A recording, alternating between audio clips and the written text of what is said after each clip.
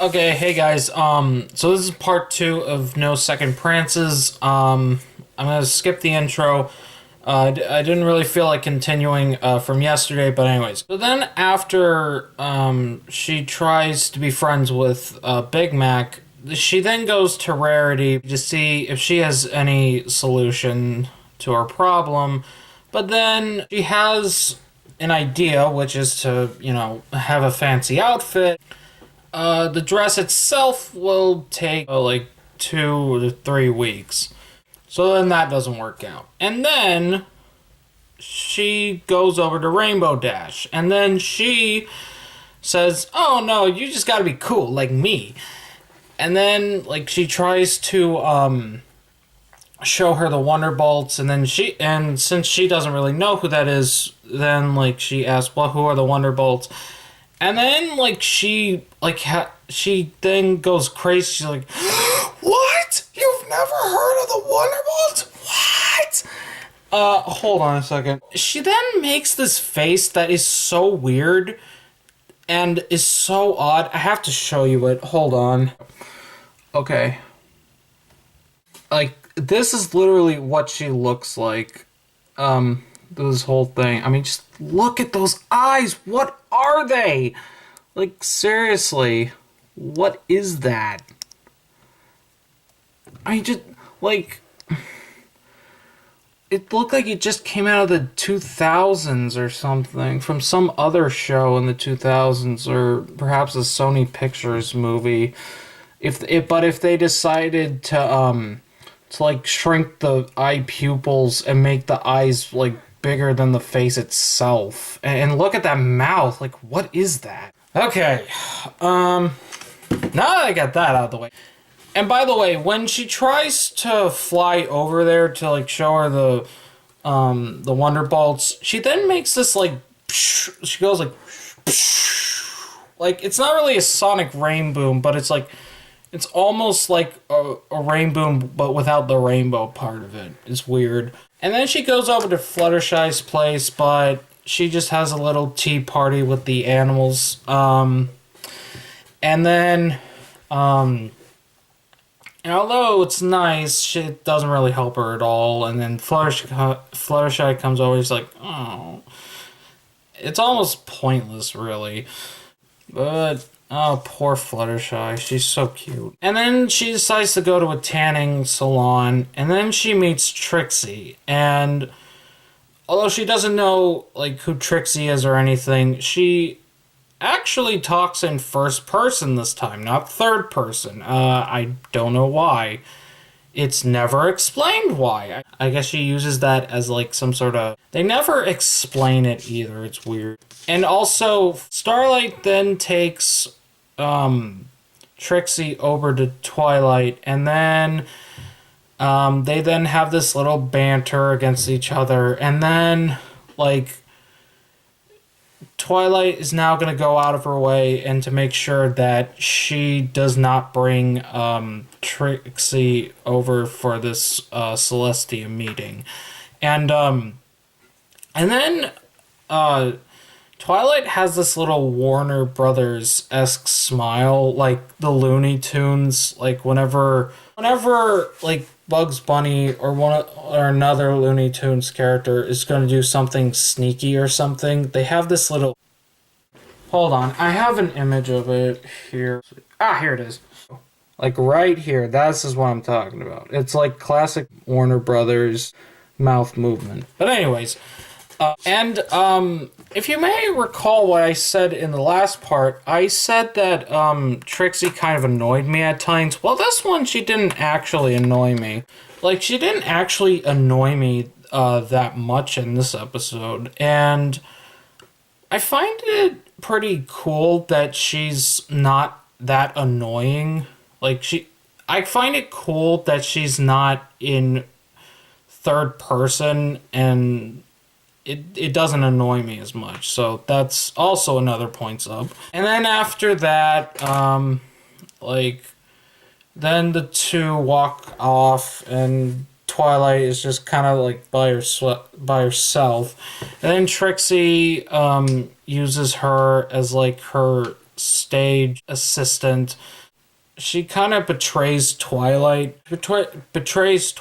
and now the two former villains are now colliding together. It's like so cool. It's like two villains that are now reformed are now colliding into each other, and now they're like teaming up to do something that's non-villainy. So that was cool. But I still find it weird that even after she forgave Trixie, Twilight still isn't fully on board with it, which I guess is kind of hypocritical on her part. And then they go around from place to place, and Twilight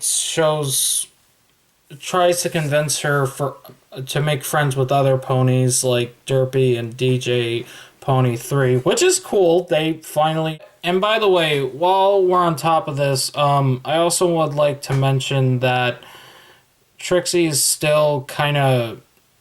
Like, whenever they walk in public, like, people still look at her with a nasty attitude. If that's the case, why is she still in Ponyville if people still hate her?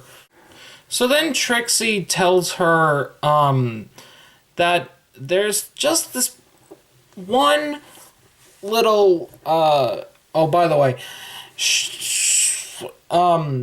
this happened while I was describing the other things, by the way. She tells her that there's this one trick that she's never been able to do, and that is go shoot herself in a cannon and then go inside of a manicore, being inside of its stomach, and then being able to appear in a box. So Starlight agrees to help her with that, and now she is planning to have this little thing while Twilight is having her meeting with Celestia. So then later on, while Twilight is miserably failing to convince her to do otherwise, she then hurts her feelings when she says that she doesn't trust her, and she continues on about how she wants to not be friends with her and choose someone else, and she's just kind of being a jerk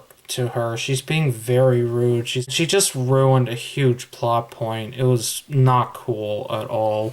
And then she and Trixie come to me together again, and then she finds out that that Trixie was just using her for assistant, and that was it. She didn't mean that she was friends, and then she runs away.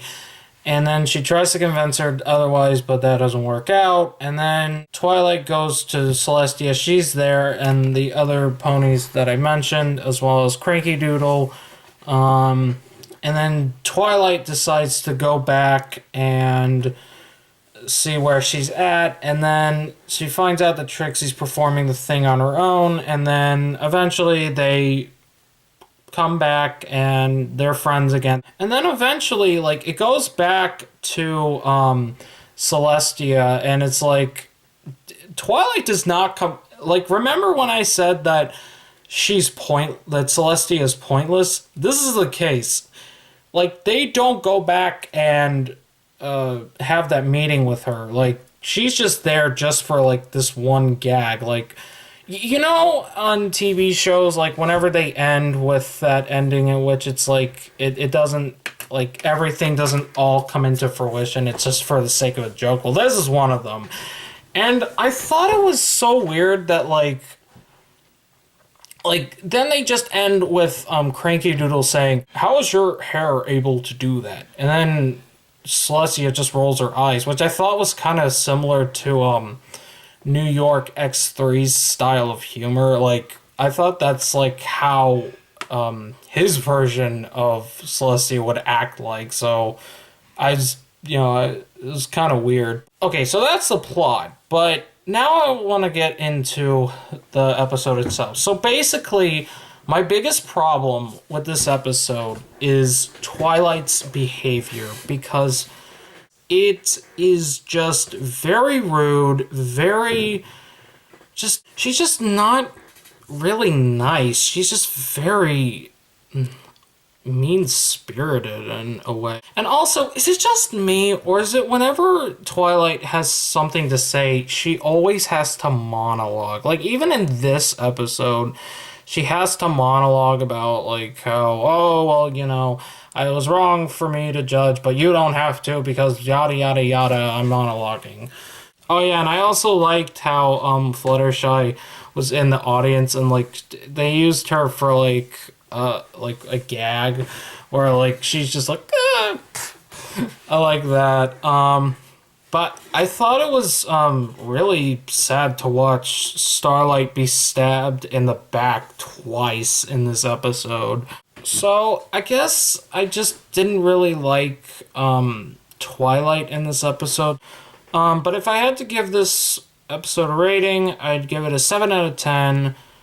It's a decent episode. I guess maybe just not the best one so far, though. I'm sure every other brony is exciting, is like loving this episode. So I guess, I'll just stop right here. So that's it for this MLP vlog. See you on the next one.